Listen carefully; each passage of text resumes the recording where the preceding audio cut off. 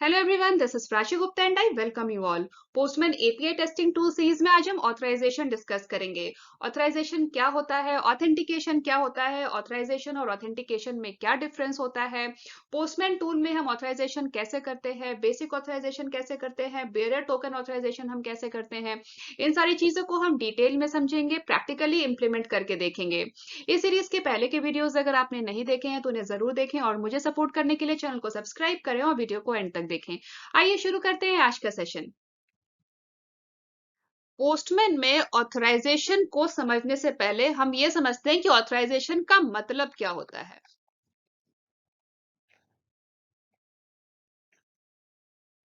Authorisation का मतलब क्या होता है? ऑथराइजेशन का मतलब होता है एलिजिबल टू एक्सेस रिसोर्सेज। अब यहाँ पे मैं आपको एग्जांपल देती हूँ।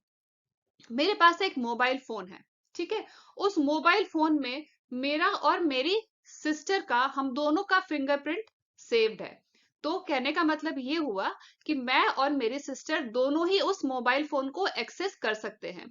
तो यहाँ पे मैं और मेरी सिस्टर दोनों ही ऑथराइज्ड हुए उस मोबाइल फोन को एक्सेस करने के लिए। तो यहाँ पे रिसोर्स क्या हो गया? मोबाइल फोन हो गया। तो ऑथराइजेशन का मतलब हुआ eligible to access resources, eligible to access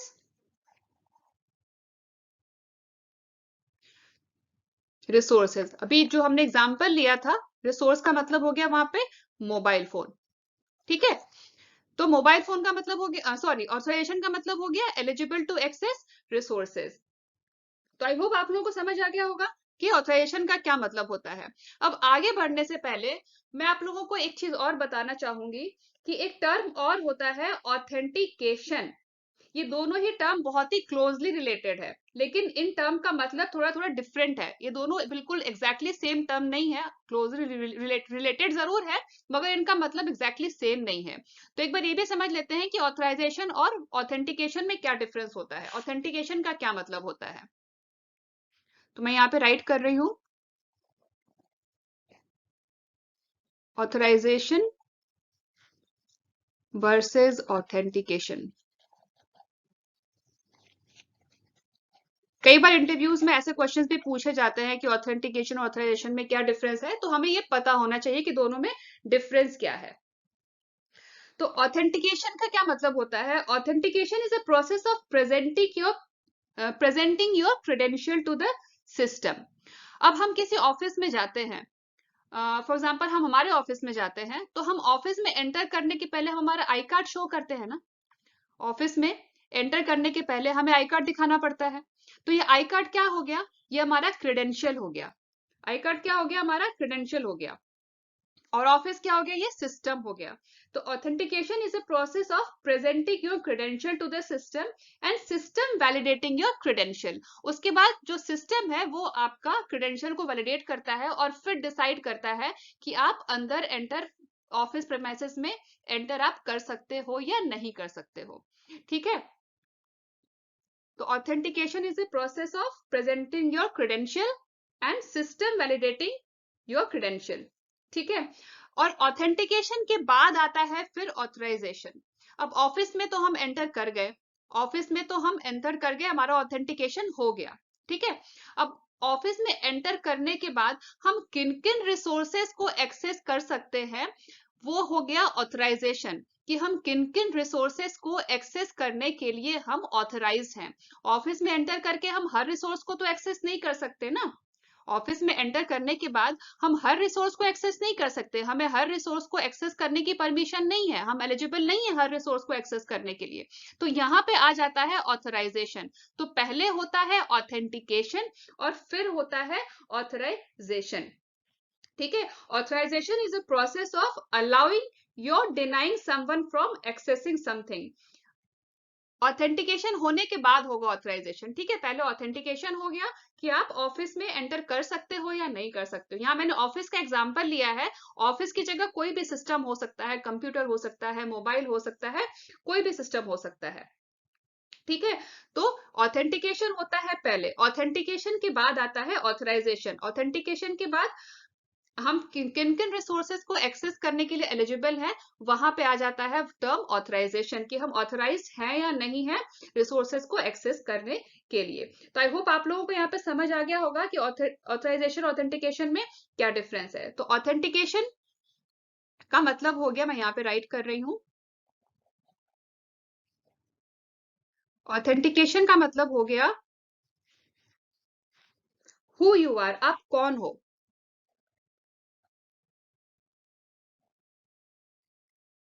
who you are. और ऑथराइजेशन का मतलब हो गया व्हाट यू कैन डू, आप क्या क्या कर सकते हो।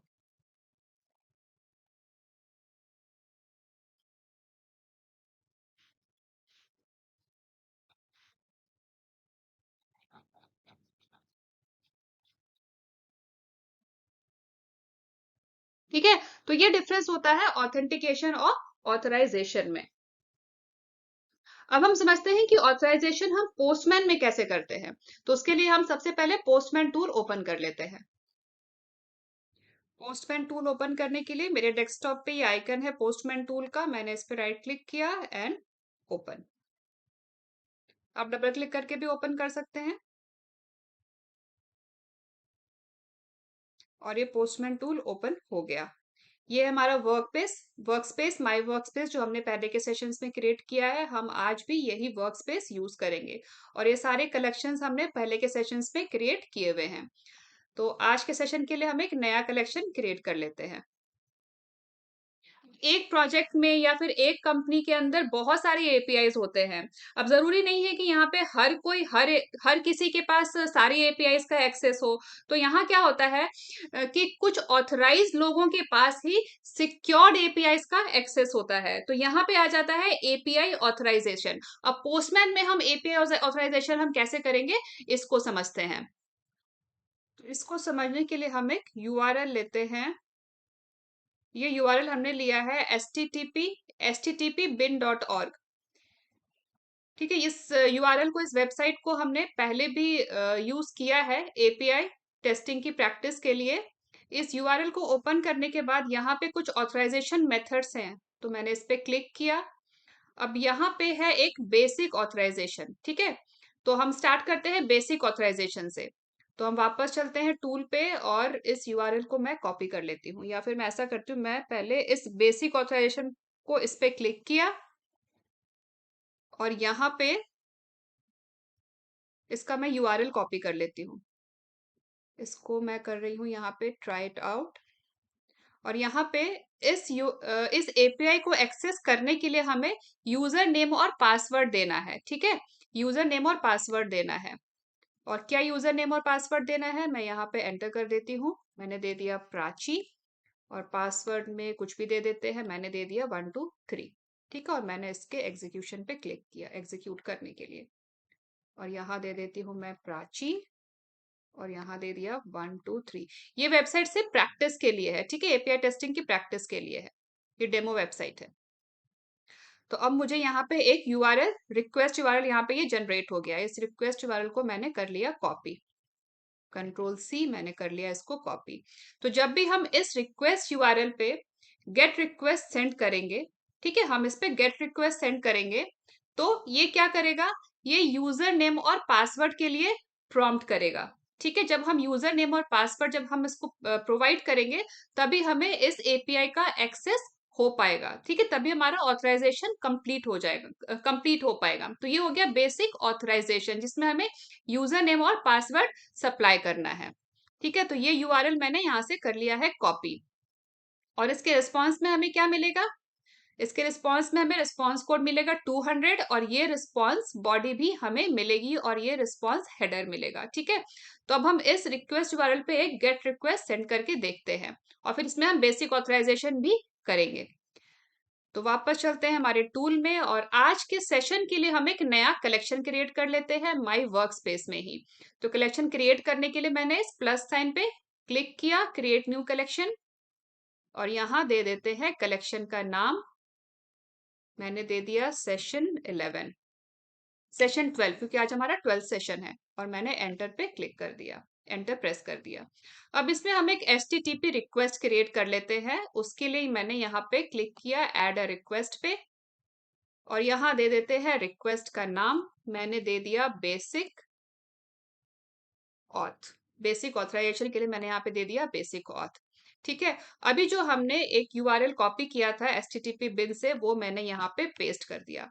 अभी मैं यहाँ पे कोई भी ऑथराइजेशन नहीं कर रही हूँ, मैं यहाँ पे सिर्फ एक सिंपल ये रिक्वेस्ट मैं सेंड कर रही हूँ, गेट रिक्वेस्ट इस यूआरएल को। ठीक है, देखते हैं क्या रिस्पॉन्स हमें मिलता है। उसके लिए मैंने यहाँ पे सेंड बटन पे पहले सेव कर देते हैं, फिर मैंने यहाँ पे सेंड बटन पे क्लिक किया। अब ये देखिए हमें क्या रिस्पॉन्स मिला, 401 अनऑथराइज्ड। ठीक है, 401 अनऑथराइज्ड। तो कहने का मतलब ये है कि इस एपीआई को एक्सेस करने के लिए हमें ऑथराइजेशन चाहिए। ठीक है, हमें ऑथराइजेशन चाहिए। यहाँ पे देखिए, similar to 403 forbidden but specifically for the use when authentication is possible but has failed or not yet been provided. मतलब यहाँ पे हमें ऑथराइजेशन चाहिए। 401 का हो गया, अनऑथराइजेशन का कोड हमें यहाँ पे मिल गया। अब इसको ऑथराइज करने के लिए हमें क्या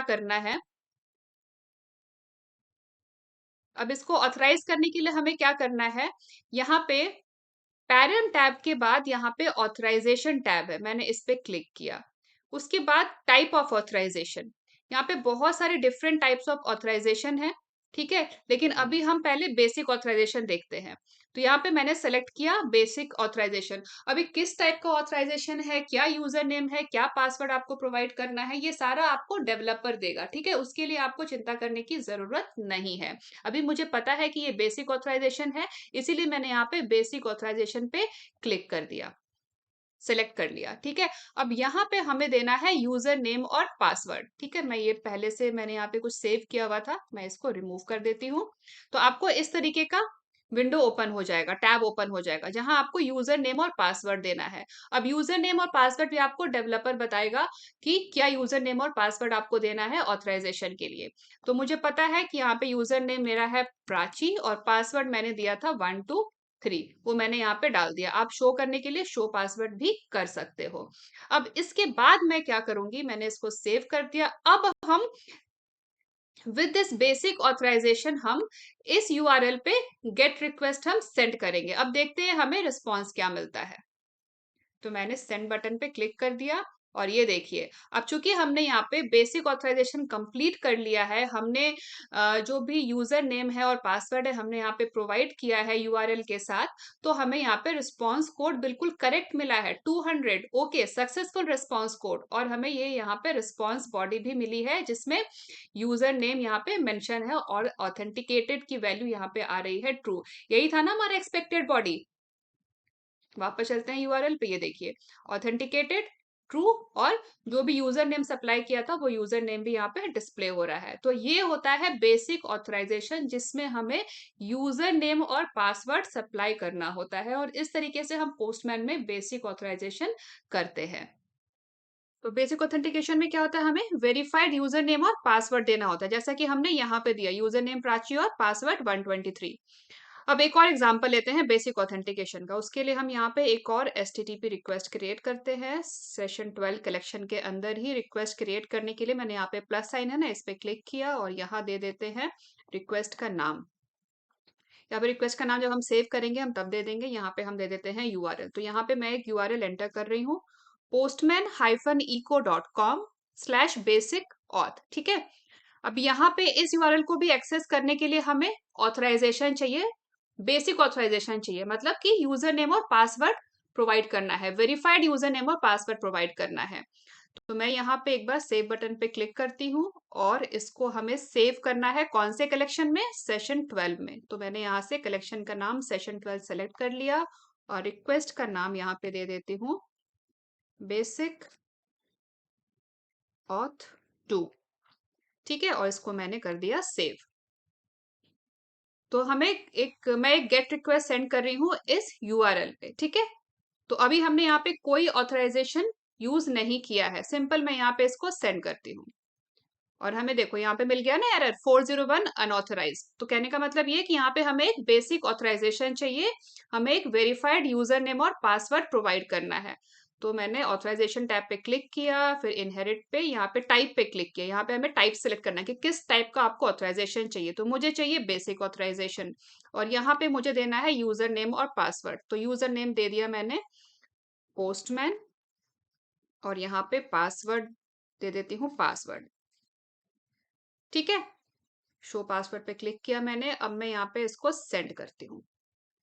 ये देखिए आ गया ना 200। ओके, तो यहाँ पे हमें एक वेरीफाइड यूजर नेम और पासवर्ड देना था इस एपीआई को एक्सेस करने के लिए, और ये हमें रिस्पॉन्स बॉडी मिल गई ऑथेंटिकेटेड ट्रू।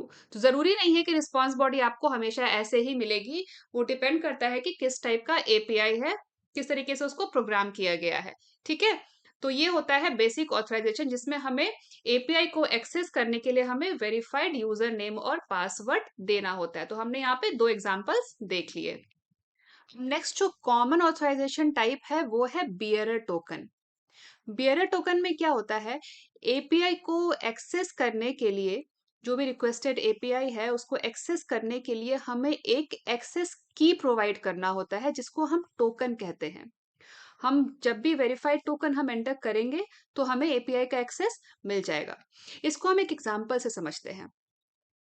तो इसके लिए वापस हम चलते हैं हमारे एचटीटीपी बिन वाले वेबसाइट पे, और यहाँ पे ऑथेंटिकेशन मेथड्स में इसको मैं कर देती हूँ बंद। और ये देखिए, सॉरी इसको नहीं, इसमें नीचे को जाएंगे ना, तो बियरर टोकन का भी एक गेट रिक्वेस्ट दिया हुआ है, ये वाला। इस पे मैंने क्लिक किया, ये है उसका एंड पॉइंट स्लैश बियरर। ठीक है, हम इस एंड पॉइंट को एक्सेस करते हैं। तो ये हो गया इसका डोमेन। डोमेन के बाद स्लैश लगा के हमें बियरर एंड पॉइंट देना है। चलते हैं पोस्टमैन टूल में, और यहाँ पर हम एक नया रिक्वेस्ट क्रिएट करते हैं। सेशन 12 में हम एक नया रिक्वेस्ट क्रिएट करते हैं। ये प्लस साइन पे क्लिक किया मैंने, और यहाँ दे दिया मैंने डोमेन, और डोमेन के बाद स्लैश लगाने के बाद यहाँ पे हमें एंड पॉइंट देना है बियरर। यही था ना हमारा and point, bearer slash BEARER, वो हमने यहाँ पे दे दिया। अब इसको मैंने किया सेव, और यहाँ पे दे देते हैं रिक्वेस्ट का नाम मैंने दे दिया टोकन 1, बियरर टोकन दे देती हूँ मैं इसको पूरा, बियरर टोकन 1। ठीक है, और मैंने सेव पे क्लिक कर दिया। अब ये रिक्वेस्ट हमारा हो गया सेव सेशन 12 कलेक्शन के अंदर। अब मैं इसको एक गेट रिक्वेस्ट सेंड करती हूँ, देखते हैं क्या रिस्पॉन्स मिलता है। ये देखिए यहाँ पे क्या रिस्पॉन्स आया हमें, 401 अनऑथराइज्ड। ठीक है, तो यहाँ पे हमें एक टोकन प्रोवाइड करना है, यहाँ पे हमें एक एक्सेस की प्रोवाइड करना है इस एपीआई को एक्सेस करने के लिए। तो उसके लिए हम क्या करेंगे, हमने इस ऑथराइजेशन टैब पे क्लिक किया, टाइप के ड्रॉप डाउन में हम यहाँ पे सिलेक्ट करेंगे बियरर टोकन, और यहाँ पे हमें एक टोकन देना है। अभी इस वेबसाइट पे हम जो भी टोकन देंगे हमें वो वेबसाइट एक्सेप्ट कर लेगी। मैंने दे दिया टेस्ट टोकन।